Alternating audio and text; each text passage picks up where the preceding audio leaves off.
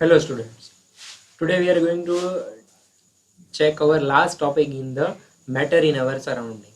Okay. So first of all we are starting the last topic in the matter in our surrounding. Before we that we let us take the brief review on the past lectures. Okay. So पहले हम लोग देख लेते हैं कि पिछले lectures में हम लोगों ने क्या क्या study किया है. So first we have started from the matter. What is the matter that around occupies the space and it has a mass. It is called as the matter. उसके बाद हम लोगों ने देखा था कि क्लासिफिकेशन मैटर का हम लोगों ने कैसे कैसे किया था.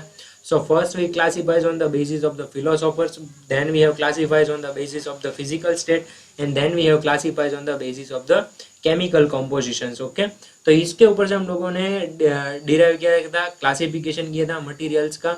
Okay, then we have studied what is the physical nature of the matter. तो मैटर का फिजिकल स्टेट जो होता है उसमें हम लोगों ने देखा था कि उसके अंदर जो पार्टिकल्स होते हैं, पहले तो मैटर के अंदर बहुत पार्टिकल्स होते हैं. उसके बाद हमने देखा कि पार्टिकल्स जो होते हैं वो बहुत ही टाइनी होते हैं, उसके बीच में जगह होती है, वो कंटिन्यूसली मूव ऑन करते रहते हैं, उसके बीच में कोई ना कोई अट्रैक्शन का फोर्स लगा हुआ होता है. इसके ऊपर से हम लोगों ने फिजिकल स्टेट जो है वो डिसाइड किया था. सारे की सारी एक्टिविटी हम लोगों ने स्टडी की थी इसके बारे में. Then we have studied the states of matter. तो उसके जो जनरली 3 स्टेट्स है उसके बारे में हमने स्टडी की थी कि भाई सॉलिड है, लिक्विड है और गैस है. उसके बाद हमने देखा कि सॉलिड की प्रॉपर्टीज कौन सी है, लिक्विड की प्रॉपर्टीज कौन सी है और गैस की प्रॉपर्टीज कौन सी है. ये सारी चीज़ें हम लोगों ने ऑलरेडी स्टडी कर रखी है.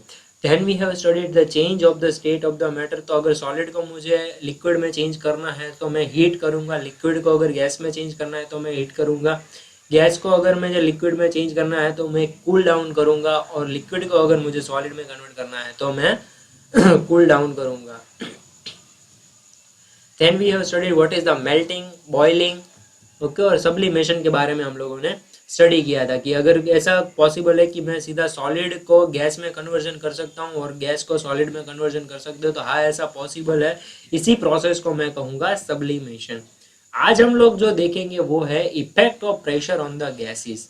यानी कि अगर मैं गैस को कोई प्रेशर क्रिएट करूँ, गैस के ऊपर प्रेशर क्रिएट करूँ, तो उस गैस को मैं क्या कर सकता हूँ, मैं उस गैस को लिक्विफाइड यानी कि लिक्विड के अंदर कन्वर्जन कर सकता हूँ. यानी कि अगर मैं गैस के ऊपर प्रेशर क्रिएट करता हूँ तो वो गैस किस में कन्वर्ट हो जाएगा, वो लिक्विड के अंदर कन्वर्ट हो जाएगा. और इसी का इस्तेमाल मैं अपने घर में पड़े हुए एलपीजी के गैस सिलेंडर के अंदर करता हूँ. इसके अंदर जनरली क्या होता है, एलपीजी यानी कि हमारा लिक्विफाइड पेट्रोलियम गैस. पिछले सेमेस्टर में, ये तो पिछले ईयर में हम लोगों ने देखा था कि भाई एलपीजी का फुल फॉर्म क्या है, तो it is a liquefied petroleum gas.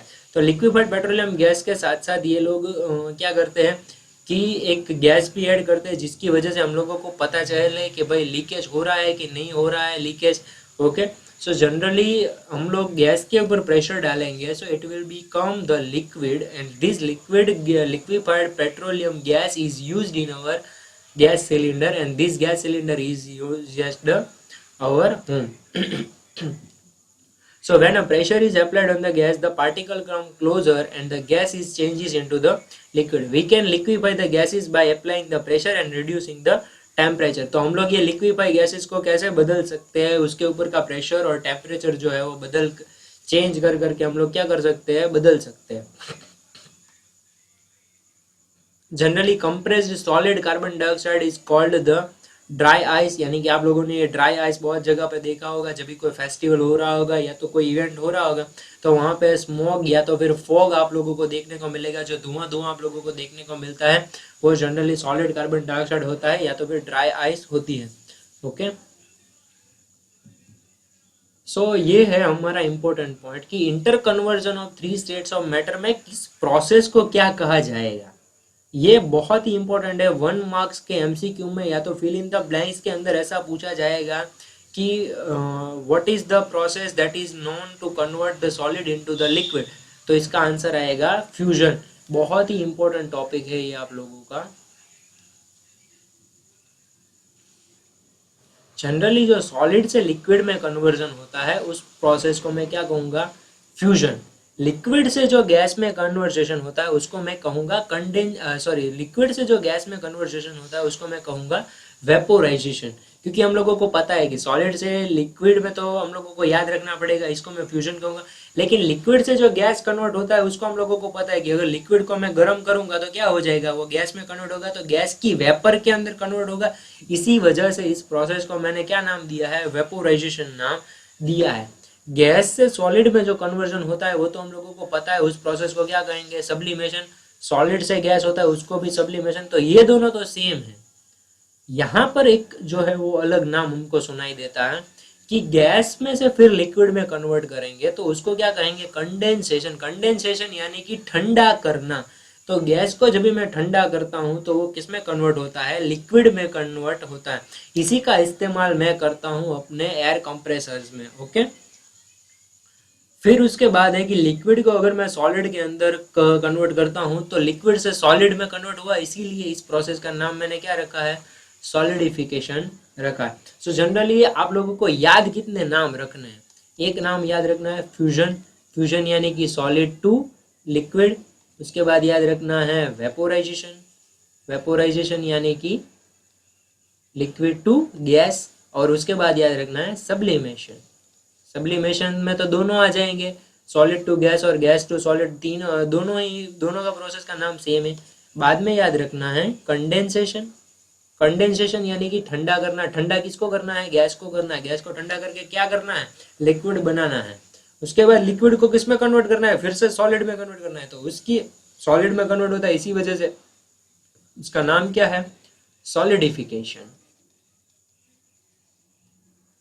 तो कितने हो गए नाम, 5 नाम हो गए।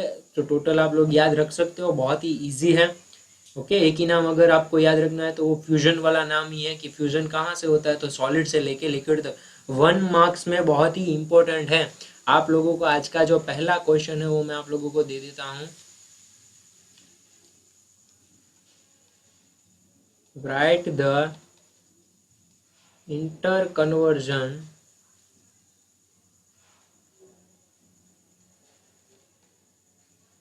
process of all 3 states of matter।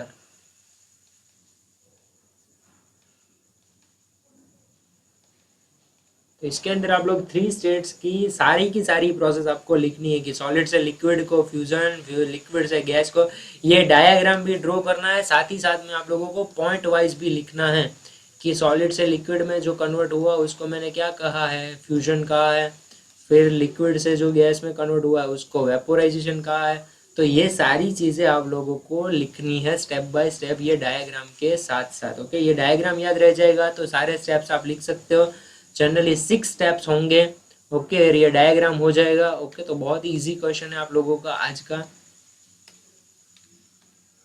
ना व्हाट इज द इवोपरेशन। तो इवोपरेशन हमको अभी हम लोगों ने बात की कि लिक्विड को जो हम लोग कन्वर्ट करते हैं गैसियस स्टेट के अंदर, उसको हम लोगों ने क्या कहा है, इवोपरेशन कहा है।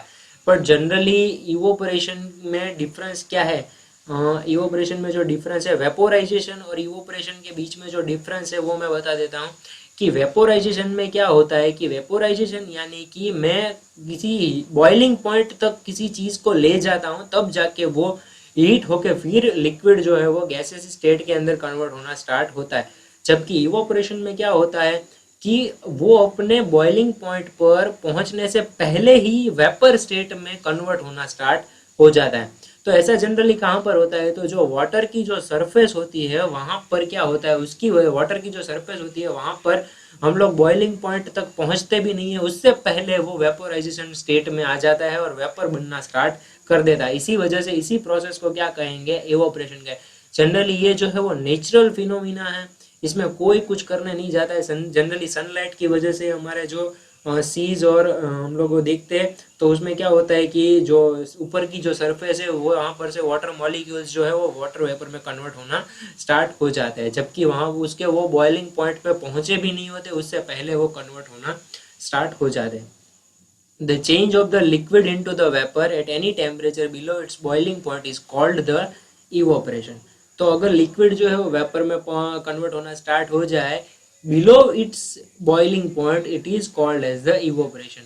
But when the liquid is converted into the vapor at the boiling point, it is called the vaporization। Boiling point में कन्वर्जन होने की प्रोसेस को वेपोराइजेशन कहेंगे, बॉइलिंग पॉइंट से नीचे कन्वर्जन होने की प्रोसेस को हम लोग कहेंगे इवापोरेशन। इवोपरेशन जो है वो सरफेस के ऊपर होने वाली फिनोमिना है। मैंने बात की ना कि पानी जो होता है उसकी जो ऊपर की सतह होती है, यानी कि ऊपर की जो सरफेस होती है ये वहां पर की फिनोमिना है। वहां पर वो बॉइलिंग पॉइंट पे मॉलिक्यूल्स पहुंचते भी नहीं है, उससे पहले वो वेपर में कन्वर्जन होना स्टार्ट हो जाते हैं। तो जनरली फैक्टर्स जो है वो कौन कौन से इफेक्ट करते हैं इवोपरेशन को, तो जनरली रेट ऑफ इवोपरेशन जो है वो कौन किन किन चीज़ों के ऊपर डिपेंडेंट होता है, तो जनरली 4 चीज़ों के ऊपर डिपेंडेंट होता है। Surface area, temperature, humidity, wind speed, ये 4 चीज़ों के ऊपर जो है वो इवोपरेशन जो है वो डिपेंडेंट होता है। अगर मैं सरफेस एरिया बढ़ाऊंगा तो इवोपरेशन क्या होगा, बढ़ेगा, क्योंकि सरफेस जो है वो बढ़ी तो सरफेस बढ़ी मतलब इवोपरेशन का स्टेट जो है वो भी बढ़ेगा। जैसे टेम्परेचर बढ़ेगा वैसे भी मेरा इवोपरेशन का रेट जो है वो बढ़ेगा, क्योंकि टेम्परेचर बढ़ेगा तो इवोपरेशन जो है फास्टली होगा, तो दूसरी सरफेस पे मॉलिक्यूल आएंगे तो जल्दी से वो भी सरफेस के मॉलिक्यूलर जो है वो ऊपर चले जाएंगे, फिर दूसरे आएंगे, फिर दूसरे चले जाएंगे। तो वैसे ही सरफेस के ऊपर के मॉलिक्यूल जो फास्टली इवोपरेट होना स्टार्ट हो जाएंगे। तो इसी वजह से जो टेम्परेचर है उसकी वजह से भी रेट ऑफ इवोपरेशन है वो क्या होता है, फास्ट हो जाता है। अब इंक्रीज इन द ह्यूमिडिटी जो है अगर वो मैं बढ़ाता हूँ, यानी कि हमारे आसपास के एयर का जो प्रेशर है वो मैं बढ़ाता हूँ, तो उसकी वजह से जो इवोपरेशन का रेट है वो डिक्रीज हो जाता है। ओके, ये एक पॉइंट जो है वो ऑपोजिट है कि ह्यूमिडिटी का लेवल जो है वो इंक्रीज होने की वजह से इवोपरेशन का जो रेट है वो क्या हो जाएगा, डिक्रीज हो जाएगा। ओके, विंड स्पीड बढ़ने की वजह से भी क्या होगा, रेट ऑफ इवोपरेशन जो है वो बढ़ेगा, क्योंकि विंड स्पीड बढ़ेगी तो वाटर मॉलिक्यूल्स फास्ट से ऊपर जाएंगे, फास्ट से ऊपर जाएंगे तो फिर दूसरे मॉलिक्यूल्स आएंगे तो दूसरे भी फास्ट से फिर इवोपरेट होंगे, फिर दूसरे भी फास्ट से ऊपर जाए, तो जितना जल्दी ऊपर पहुंचेगा तो दूसरे को आने का मौका मिलेगा। इसी वजह से जब भी विंड स्पीड बढ़ेगी तो वो रेट ऑफ इवोपरेशन भी क्या होगा, बढ़ेगा। इसके बाद हमारा लास्ट पॉइंट जो है, इवोपरेशन के थ्रू हम लोग क्या करते हैं, कूलर, अगर आप लोगों में से किसी के भी पास कूलर होगा तो ये आप लोगों को पता होगा कि जनरली हम लोग इवोपरेशन की प्रोसेस में क्या करते हैं, इवोपरेशन का यूज करके हम लोग क्या करते थे कि हम लोग कूलर को में से ठंडी हवा निकालते थे। तो जनरली अगर कोई एयर जो है वो मैं किसी फिल्टर के थ्रू पास करूंगा, हम लोग जनरली ग्रास का इस्तेमाल करते हैं कूलर्स के अंदर। तो पहले सबसे पहले एयर आएगी, वो फिल्टर में से निकलेगी, और फिल्टर में से निकलने के बाद फिर किस में निकलेगी, पंप में जाएगी, और पंप में से पानी पास होते रहेगा, वो पानी किस में से पास होगा, फिल्टर में से पास होगा। तो यानी कि वो जो फिल्टर है वो गीला होगा, गीला होने की वजह से जब भी वहां पे से एयर पास होगी तो वो एयर कैसी हो जाएगी, ठंडी हो जाएगी, और हम लोगों को जो बाहर हवा मिलेगी वो कैसी मिलेगी, ठंडी मिलेगी। तो ये तो हो गया कूलर का काम। So how can we use it in AC और एयर कंडीशनर। तो एयर कंडीशनर के अंदर आप लोगों को जो बाहर का जो कंप्रेसर देखते हो, वो कंप्रेसर भी वो सेम ही काम करता है। कंप्रेसर जो है वो अपने अंदर पहले क्या करेगा, एयर को खींचेगा, तो एयर खींचेगा, उसके बाद इसके अंदर कंडेंसेटर फिट होता है। वो कंडेंसेटर क्या करेगा, वो पूरा का पूरा जो हम लोगों ने एयर एब्जॉर्ब किया है वो पूरे के पूरे एयर को क्या करेगा, वो एब्जॉर्ब करके फिर कूल डाउन करेगा, और फिर उसको कूलिंग करने के बाद हम लोगों के घर में एसी के थ्रू, वेंटिलेशन के थ्रू हमारे घर में एसी जो है वो एयर कंडीशनर के थ्रू ठंडी हवा हमको मिलेगी। फर्क सिर्फ इतना है कि इसके अंदर हम लोगों को पानी का इस्तेमाल करते रहना पड़ेगा, जबकि कंप्रेसर के अंदर एग्जॉस्ट फैन होता है, इसकी वजह से वहां पर सर्कुलेशन चालू रहता है। ओके, तो हाउ इवेपोरेशन कूलिंग वर्क्स, तो ये बहुत ही इजी है कि भाई हम लोग समझ सकते हैं। कूलर का जिसने देखा होगा, तो फिर से एक बार मैं रिपीट कर देता हूँ कि वाटर टैंक से जो है वो फिल्टर में से पानी निकलेगा, इसी वजह से फिल्टर जो है वो गीला होगा, एयर निकलेगी तो एयर कैसी हो जाएगी, ठंडी हो जाएगी, और फिर एग्जॉस्ट फैन से हमारे कूलर से बाहर निकलेगी। तो आज आप लोगों का जो क्वेश्चन था वो मैंने होमवर्क में ऑलरेडी आपको दे दिया है कि right the inter conversation of the 3 states matter. उसके बाद आपको एक्सप्लेन करना है what is the process of evaporation, explain the evaporation. इसके अंदर आप लोगों को कूलर को एक्सप्लेन करने की कोई ज़रूरत नहीं, आप सिर्फ प्रोसेस एक्सप्लेन करके आप अपना काम चला सकते हैं। क्वेश्चन नंबर 2 है एक्सप्लेन इवापोरेशन। पूरी की पूरी ये प्रोसेस लिख देनी है कि पहले तो इवापोरेशन किसको कहेंगे, उसके बाद आपको लिखना है कि ये नेचुरल फिनोमिना है, सरफेस फिनोमिना है। उसके बाद लिखना है कि फैक्टर्स जो है वो कौन से अफेक्ट करते हैं। तो जनरली 4 फैक्टर्स करते हैं, 1, 2, 3 और 4। तो इतने 6 पॉइंट्स आप लिखोगे, so you can easily get the full marks for the question. Okay, so that's it for today. यहाँ पर आप लोगों का ये जो चैप्टर है वो खत्म होता है। Thank you very much for hearing this lecture. If you had any kind of doubt, you can ask me in the comment section, or you can ask me in the Instagram, or you can ask me in the WhatsApp. Okay, till then, bye bye everyone. In next lecture we will start our new chapter. Bye bye everyone.